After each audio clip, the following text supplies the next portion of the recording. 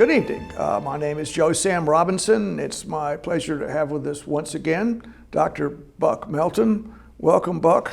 Always good to be here. We can always depend on erudite observations emanating from your direction. Well, certainly observations. I'm not sure how erudite. And there are a lot of things going on in the world that are distressing. And one of them is the terrible situation in the Middle East, which brings up a question about war crimes. What is a war crime exactly? And I think you've had some familiarity with the Nuremberg trials. And out of all that, I think after World War II, the International Tribune was set up in The Hague. There's like the Geneva Convention, and there's sort of a definition about what war crimes are and who signs the convention. And I don't believe the U.S. has, and I don't believe Israel has, and maybe other countries have not. But maybe we could start off by discussing Nuremberg. Why did Nuremberg take place? And obviously terrible things happened, but how was that whole arrangement structured? They had the different victorious powers with the judges, and how did that work out? Well, I think we can't start at Nuremberg. We have to go back a little ways before that, like about 2,000 years. But I'll try to cover those 2,000 years very quickly to get us up to the 20th that's good. century. Well, let's please do that. Yes, that in the wars before the Judeo-Christian era, they were brutal wars. They were hideous wars. It was anything goes. It's really only in the ancient and classical worlds that you literally had wars to extermination.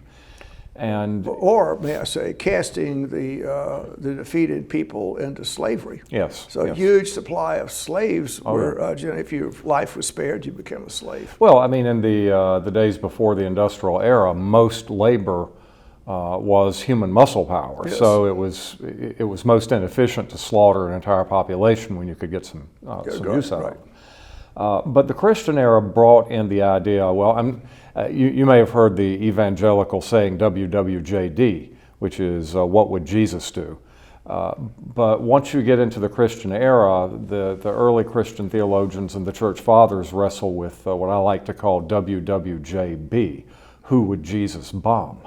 And obviously that's a problem, especially if all humans are brothers and sisters, then you don't want to be killing somebody who's made in the image of Christ. But what if they attack you first? So the just war in St. Augustine. Exactly. So we're going there. All right. And the two big things that develop are, first of all, when is it just, for lack of a better word, to go to war, and once you're in war, how should you conduct it? What would be out of bounds? And these things really form the basis for a lot of what we consider a modern international law. When Grotius, Hugo de Groot came along in the 1600s, and you begin to see the modern state system.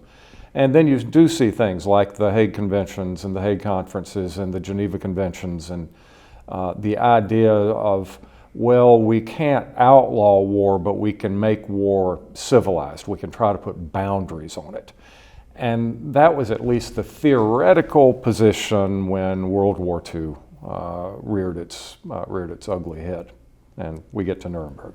And just to summarize those comments, so war is intrinsically wicked. I think we start with that. War is a crime. You could say that. That's just awful. It's terrible. How can you if you shoot someone on the street and it's a time of peace? Well, terrible, terrible things. And you can just do it at random in any kind of war setting, and people have struggled with that. And I think I'm trying to remember what the different St. Augustine set out when wars were just. I can remember that. There had to be a composite evil that you had to resist, and you had to be restrained. And is that a fair statement? Yes. Restrained in resisting evil, but if it was no other way to do it, the lesser the lesser evil, to use that word, would be to engage in war. Yes. There's nothing else to Yes. do. And for instance, defensive war would be more acceptable. And that once again comes under the jus ad bello. When is it okay to fight? And then once you're in the war, you have the jus in bellum. Once you're in the war, what are the limits? And, I think there were efforts, just if we can go this direction, where there were efforts episodically to restrain war situations, and I think the Red Cross was out there, and there were different conventions signed, I believe, before World War II, as to how prisoners of war would be treated. And I think I think the Germans had signed it, but not the Japanese. And of course, the Germans felt very entitled to just destroy Russian lives at random, but they were kinder to Western prisoners. But still, it was a terrible situation. Well, we've had those restraints going on, and then I think the horrible events in the West in World War II were just so shocking to the conscience, and then the Nuremberg trials took place, but the victors wanted to basically punish, if I can use that word, the perpetrators of these terrible crimes. And the perpetrators of these crimes, as I understand it, said we were just taking orders, and by our lights, anything goes. Anything that presumably would help our side win the war. And it's not for me to say how that would happen. I'm in an authoritarian state. If I get order, and it's wartime, so certainly whatever free speech existed would not exist. So in a state of war, soldiers and functionaries just take orders, pretty much. And that was the defense, and that didn't fly well in Nuremberg, did it? Or you could comment on that? For the most part, no. The main charges at Nuremberg fell into, I think, about 4 categories, and there was waging aggressive war, and by that time you had in 1928 the Kellogg-Briand Pact that had been set forth by our Secretary of State, Frank Kellogg, who was incidentally, I believe, the brother of the inventor of the cornflake, and French Foreign Minister Briand. And it essentially renounced the notion of war as an acceptable instrument of foreign policy. In the pre-industrial age, and for instance, I'm looking at the Crimean War or even the Franco-Prussian War. If you couldn't get what you wanted by diplomatic means, it was considered an acceptable thing to use military force. The wars of the 19th century tended to be short. They tended to be limited in terms of the number of states involved. They would achieve some sort of foreign policy goal without too much loss of life. And that became kind of a norm. And then, of course, you get the nightmare of World War I. And so the Kellogg-Briand Pact essentially said this kind of Clausewitzian thinking, that war is just an extension of the means by which a state gets whatever it wants, is no good. And interestingly enough, even the Nazis at the beginning bought into that. When they invaded Poland in September of 1939, it was a false flag operation called Operation Himmler, when about 150 German troops put on Polish uniforms, crossed the border, and then attacked German lines. And so then Germany could rather disingenuously say that it had been attacked by the Poles, so they were defending themselves by invading Poland.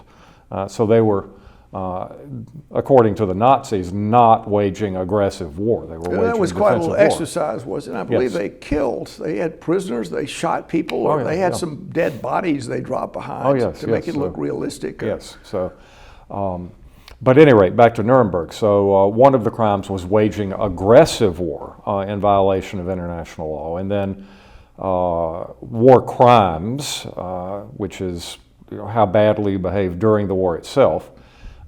Crimes against peace, crimes against humanity, and these were like the shooting of civilians, the death camps, the gas chambers, and this sort of civilians. thing. Well, shooting them is one thing. How about bombing them? I mean, which we certainly killed millions of people. Well, this is why the Nazis said that that these quote unquote trials were nothing more than victor's justice, because you are putting us on trial for things that you yourself did, and that actually had enough validity to, if not exonerate some of the leading Nazis, at least to let them avoid the hangman's noose. So, for instance, the top German naval officers didn't get death, they got life, because what they did with the U-boats, the United States had done with our submarine fleet to Japan. Which brings up this point. I mean, I think in a state of war, the civilians, you'd like to have civilians protected, but if there's a reason which the warring power determines just in camera, just sitting there, well, I think I'm going to blow up that ship, and there's some armaments on board, and there are 1,000 innocent civilians. I'm going to blow it up because that's part of my policy, and the civilian lives don't count for much, as witnessed by the Lusitania, which was a famous story, a propaganda story about the Germans just blowing up innocent or killing people on ships. For no reason, but it's turned out there were reasons to do this. And the bombing campaign, you might, if you just killed, 10,000 civilians, just kill them. And why did you kill them? Well, that'll weaken morale in a state of war. So if you killed a lot of people, that's good for your side. And that's a secondary advantage to a sinister assessment of war, yes, which we might see now in the Middle East. Yes. Well, there are a couple of things going on there, and you do mention the Lusitania, and the Germans' defense for that was that the Lusitania was carrying contraband, and it now seems that that was the case. But then within 30 years, you come full circle and see what we're doing to Japanese cities, even though we were horribly shocked at the Lusitania 30 years earlier.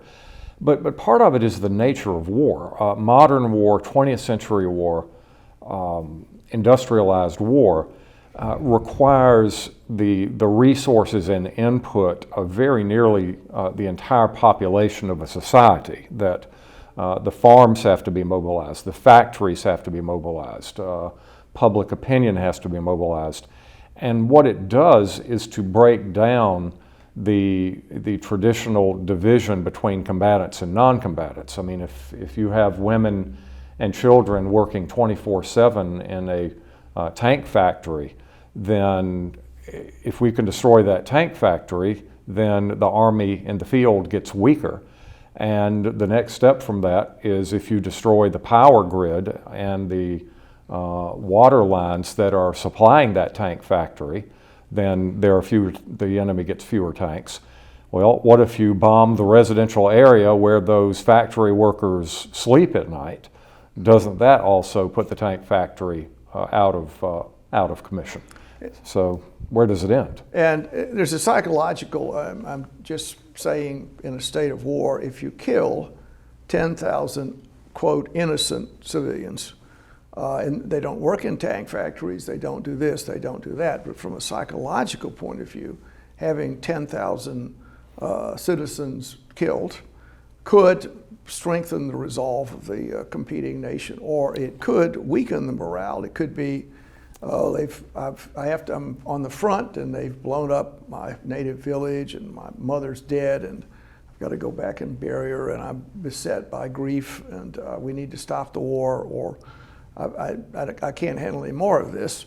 That would be an impact. Well, that was the thinking at the time. As a matter of fact, right after World War I, an Italian by the name of Giulio Due wrote a book called The Command of the Air, which if you remember your Alfred Thayer Mahan, this was sort of the Mahan of the right, air. of the sea. And he argued that in the words of RAF Bomber Command, the bomber will always get through. It's something that Douay argued could not be defended against. And so by sending these massive waves of bombers in and just laying waste to the civilian population, it would have exactly the effect on morale that that you say, and that the civilian population would force their government to make peace. But as it turned out, in the wake of World War II, the U.S. Strategic Bombing Survey did a very thorough analysis of bombing during the war, and they found pretty clearly it had exactly the opposite effect. It enraged the civilian population. It showed the enemy to be monsters. It infuriated them. Probably the classic example being London during 1940 and England, Coventry during the Blitz. It just strengthened resolve. So as long as a state had the means to resist and had the means to strike back, just war against civilians for the sake of warring against civilians just completely backfired. And what it did do is to let the carnage spread. So originally, FDR was saying, no, we're not going to bomb civilian populations. But then when the Germans started it, and then we retaliated, and it just goes from there. And of course, culminates into what General Curtis LeMay did to Japan in the first 6 or 8 months of 1945, and it was just nightmarish. Well, so I guess once war starts, I mean, we sort of were making a case that humans don't like war, it's bad, it interferes with all sorts of things necessary for our species. It's a terrible atavistic situation. But bringing up the killing civilians, you make the point that we together made it that, one war aim would be to stop factory production or maybe destroy the enemy's tank factory or infrastructure. And what we're seeing now in the Middle East is the Israeli assault against the Palestinians. Many civilians are being killed or injured or blown up, and with the idea that the reason to do this, pretty much, I don't think there are any factories there that are going to do anything, but would be to at least destroy the opposing troops, the opposing bad guys that did all these terrible things, and only incidentally injure the civilian population, unavoidably injuring the civilian population. But actually, as far as war aims go, when the civilian population is injured inadvertently, it causes a tremendous psychological backfire. I mean, so it's against in a way, it's against war aims. So if your war aims are, what are your war aims? The war aims, and I think in that case, would be to stop the terrible intrusions into Israel, and by destroying their opposing armed forces in the Gaza area. But if all the civilians, many civilians are being killed and everything happening, it must engender opinions that are contrary to the Israeli war aims, and which is a practical thing to consider when war is undertaken. And just asking the question in the U.S., what happened in Vietnam? I mean, did we, presumably we were trying to kill the Viet Cong or stop them, and we injured many civilians in doing this in North and South Vietnam. And did that have a negative impact on our ultimate war aims? People said, well, my village has been blown up, napalmed or whatever, and I'm going to fight till I'm dead against the Americans. I mean, is that one of the things that happens in war is from a psychological point of view, that should almost have a psychiatrist in the war cabinet talking about how these actions are going to be handled by the opposing population. Yes.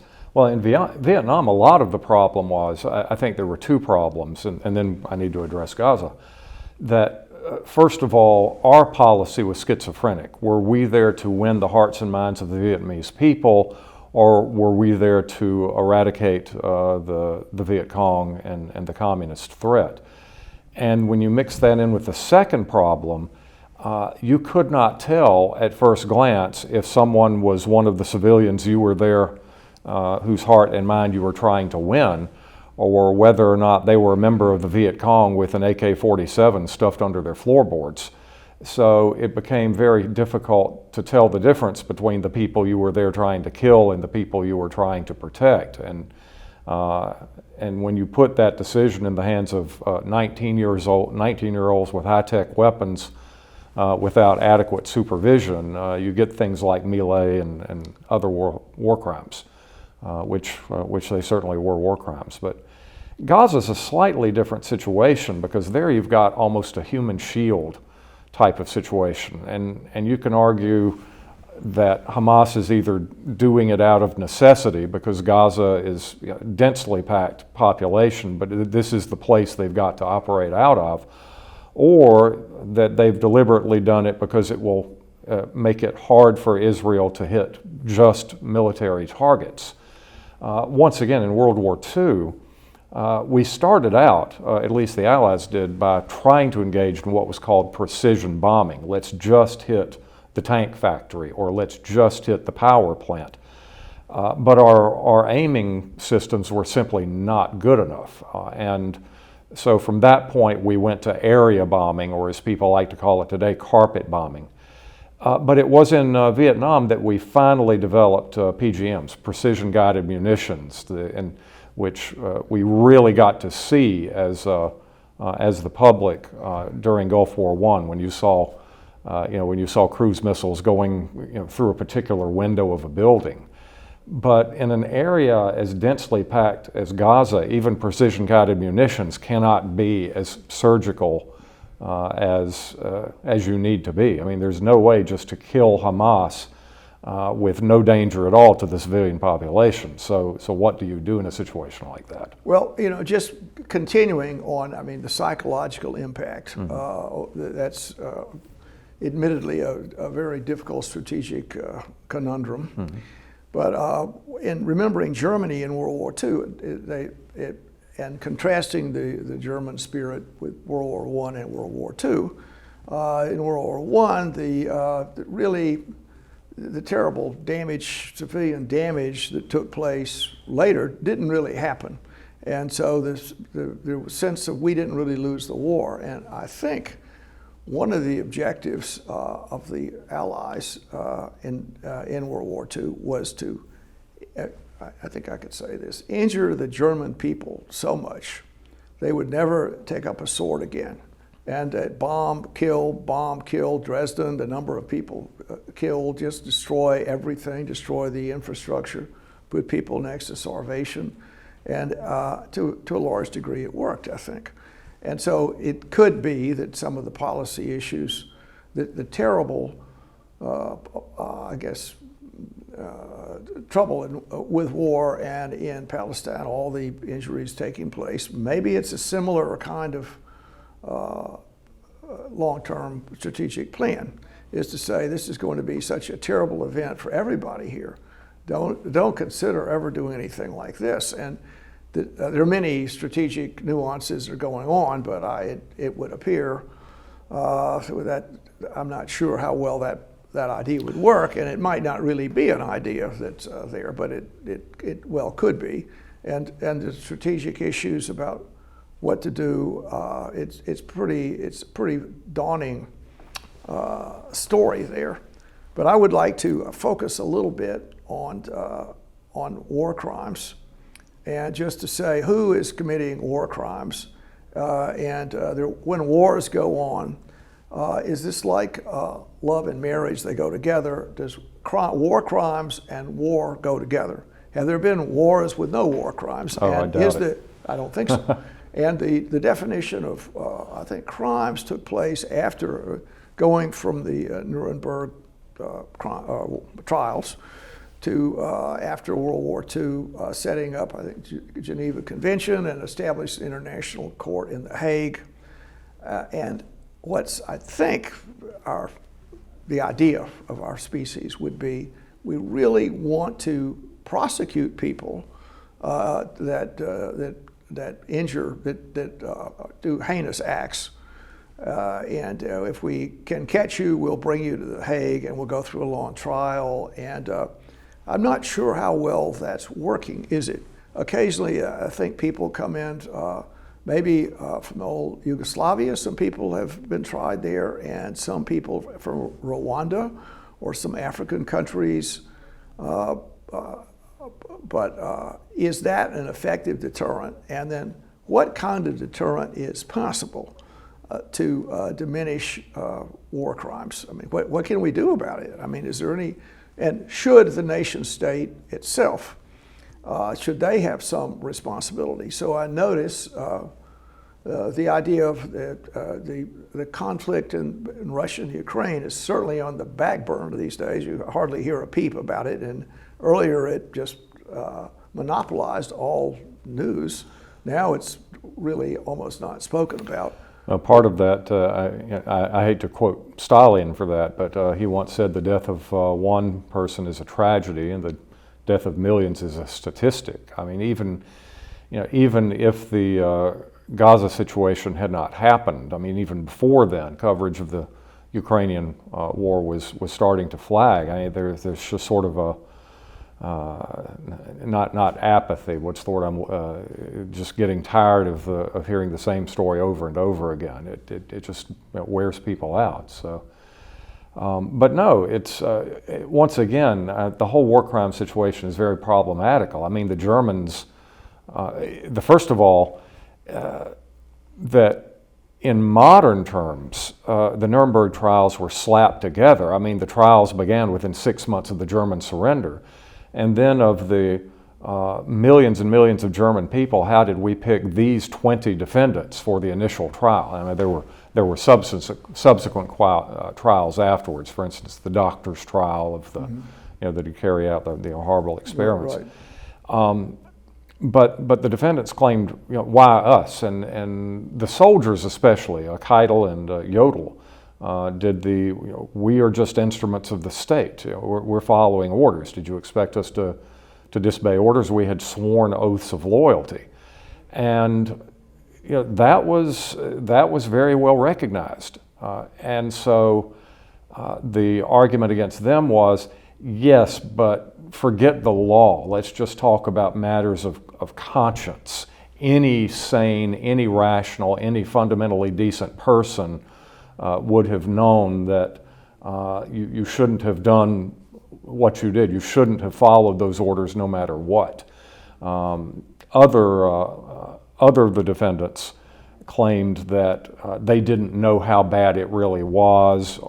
Speer argued he did his best to try to diffuse the orders and not carry out Hitler's worst orders for the most part. But all of them said, look, there are no international laws in place that we violated. You're making them up, you're making it ex post facto, and on top of that, you did a lot of this yourself. And once again, I'll go back to Curtis LeMay, who burned about a dozen Japanese cities to a crisp. I forget how many hundreds of square miles. And I just mentioned the Tokyo firebombing as one example. More people died in one night in Tokyo than died at Hiroshima. So yeah. I think one point I'd like to get into, I spoke briefly about the Russian. They're going to try some soldiers that killed a Ukrainian family, including 2 children. Mm-hmm. Well, the Russians are doing that. And so should the U.S. have prosecuted B-29 pilots that dropped fire bombs and killed 100,000 people? And if you, the idea is the sense of, I have a gun in my hand or a knife, I'm going to cut your head off. You've got your children there, I'm going to take this knife and just decapitate them, is in regards to crime. I think the humans would say there's a difference between that, or is there, and dropping a firebomb. or shooting a missile that kills that kills a lot of people. You're a corporal. You're putting the missile in the artillery piece and push a button and off it goes, and you're just doing that routinely. Your role in that, are you prosecutable? And then what does the state do about it? Does the state say later, you've done all these bad things and we're going to do something about it? And is there any kind of extra national idea about how that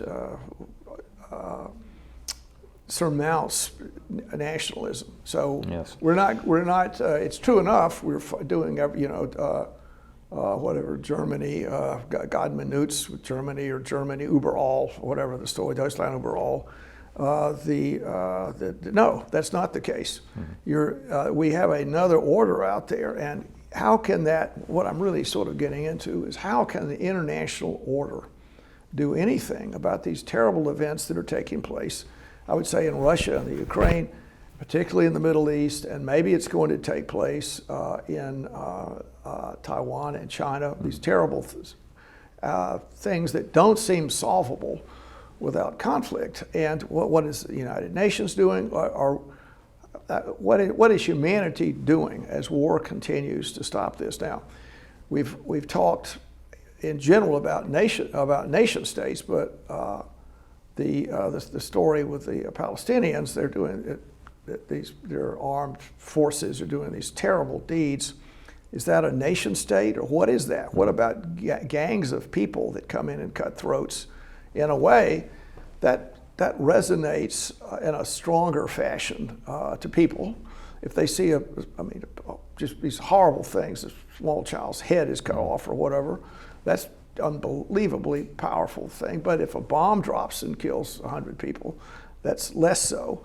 But it's still how our society responds to evil. What are we going to do about that? And I'm vexed by it. I'd like to these wars that are out there, these struggles, we really need to think about it in great detail, and our whole ethical system needs to respond to it. Yes. That's my thought. Yeah. Well, you raise a couple of interesting points, and one of the Nuremberg charges was crimes against humanity.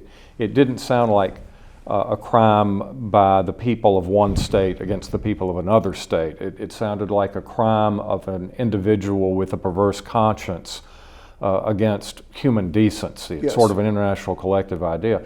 And there is a bit of precedent for that Western international law, at least, and now I think this is sort of worldwide, recognizes piracy as a crime against civilization. And so if a pirate ship is captured, and this has been true for hundreds of years, if a pirate ship is captured by the armed forces of any state, then those pirates can be put to death for what we might today call crimes against humanity. So if they're Somalian pirates and they're captured by the Australian Navy, and these Somali pirates have done nothing to any Australians, the Australian Navy still has the jurisdiction recognized in international law to try and execute these pirates.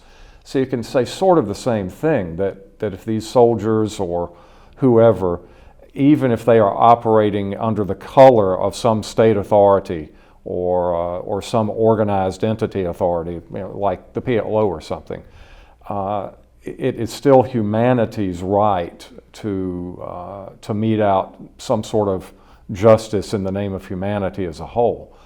Now, why do that? Is it to punish them for what they did, an eye for an eye?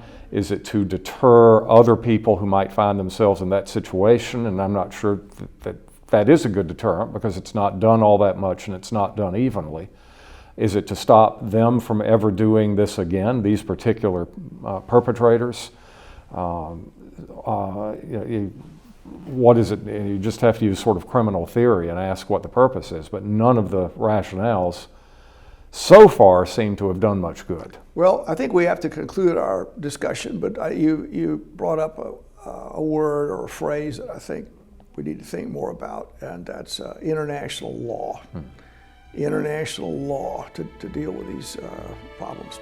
Okay. All right. Well, thank you so much, Bob. Very well. Great. Good to see you. Great. Thank you. This program is brought to you by the Georgia Neurosurgical Institute. For over 50 years, rendering neurosurgical care to patients of all social conditions, treating complicated problems involving the brain, spine, spinal cord, and peripheral nerves, endeavoring to encourage quality care, medical research, innovation, and education on a local, national, and international basis.